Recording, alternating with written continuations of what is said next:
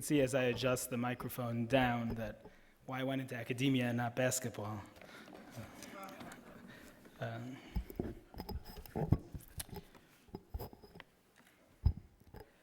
A couple of years ago, I moved to New York from Chicago to be a professor at YU. And since that time, every 2 weeks or so, I have the same conversation, roughly. Basically, I meet somebody in the hallway, we get to talking, and we have the same exchange. Oh, you're from Chicago? Where'd you go to school, Larry Crown? No. Oh, Hello Torah? No. They look a little confused. This is, thinking of the more modern Orthodox schools, they're trying to scratch their head, think of the more right-wing schools, and then they come up with Tiferes Tzvi. Although when I was a kid, it was the boys' Beis Yaakov. But for those who remember. At this point, they're pretty confused when I tell them I didn't go to Tiferes Tzvi either, and they can't come up with anything else, maybe public school. And I say, I went to Cheder Lubavitch. And then their eyes go up and they say, oh, is your family Lubavitch? No, my family's not Lubavitch. So, I could leave it hanging, but usually it requires an explanation. So I start to explain, they say, well, why did your parents send you there? Well, what I end up saying is that my parents, this was at the very beginning of the school, recognized that Cheder was a place, it was a warm place, it was a very, very special environment where they saw right away that it was a place where I would be happy and have the opportunity to learn a lot. And they could see that right away from those first days. Really, my class was the first real boys' class, and they were right about that. Cheder was all of those things for me. Cheder was a warm, happy environment for me where I have really unbelievably positive memories.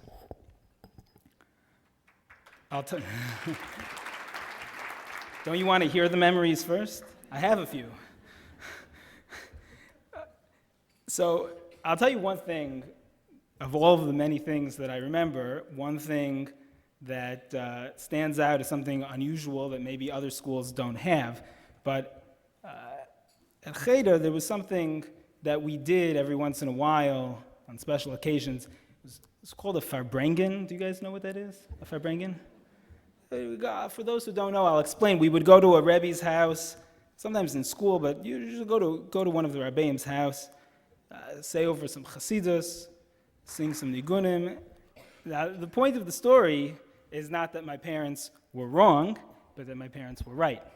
That Cheder was the sort of place where you could trust that you would take your kid there, you would send your kid there, and your kid would be happy, would be taken care of, would have just this feeling of being comfortable and being at home. Not like being in a school, but being in your own home. And that's how I felt when I was there. And the truth is that much of my personal and professional life is driven by my experience in Cheder. When we moved to New York, New York's a big place, and we had a lot of options for where we could go, and we decided the way we were going to choose where we were going to live was by looking at schools. And I went to tons of schools all over Muncie and Staten Island and everywhere. And every school that I went to, you would think I'm a professor of education, right? So you would think that I would have some pretty sophisticated educational theories. And I do, by the way, have some pretty sophisticated educational theories.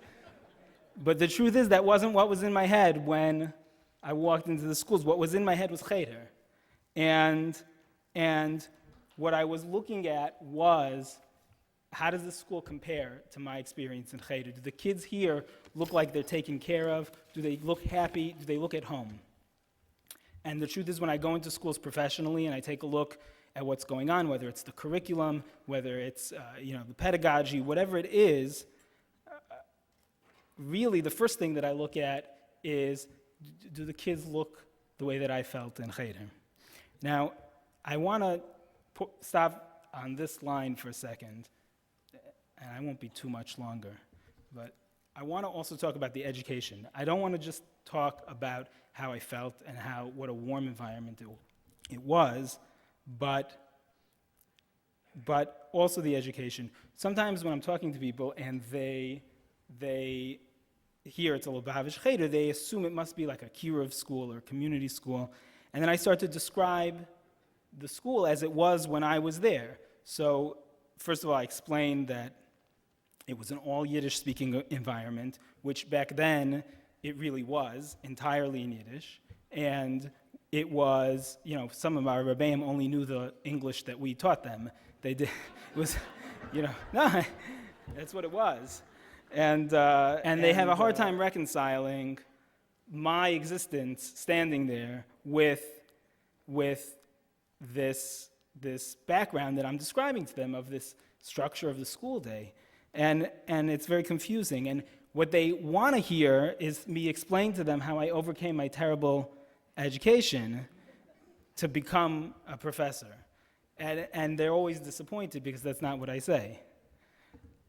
I didn't overcome anything. One of the things that I have come to understand looking back is that sometimes in education and in all domains, really, the prevailing orthodoxy is just plain wrong. And I can't tell you how many times you hear things like, oh, you can't teach kids all in Yiddish or all in Hebrew. They won't understand anything. They won't learn the material. You can't learn Gemara at that age. It's way too young to begin learning Gemara. You need way more secular education to be an educated person. All of these things, except that Cheder marched to its own beat. And if anybody told it to Cheder, they didn't hear. And they just went ahead and did it their way anyway. Cheder always did everything its own unique way. I'll give you an example.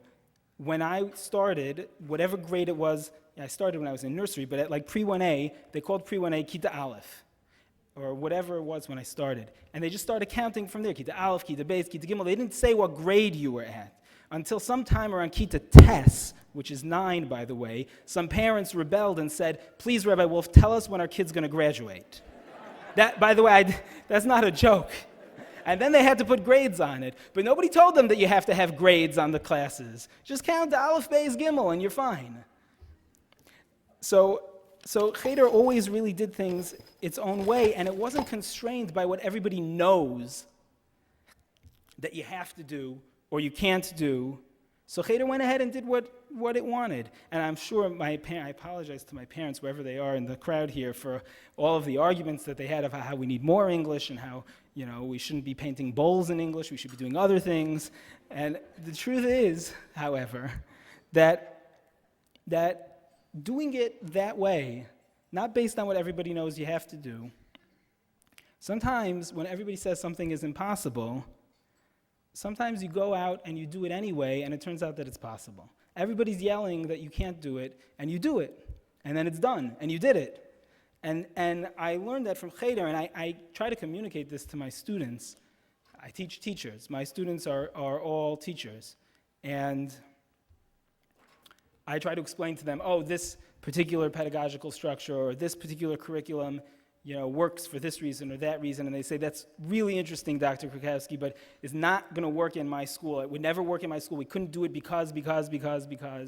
And all I'm thinking about is Cheder and all the things that people would typically say. And all I know about Cheder is that when I graduated in 8th grade, there were yeshivas knocking down doors to get at the non-Lubavitch kids to come to their yeshivas. And that we had visits from Rosh Yeshiva to my house to try to recruit me, and not just me, but many of the kids. And if I would have gone right then into Skokie Yeshiva, I would have had to go into the 11th grade shir at that time. And not because of anything special with me, because of the education that I got in Cheder.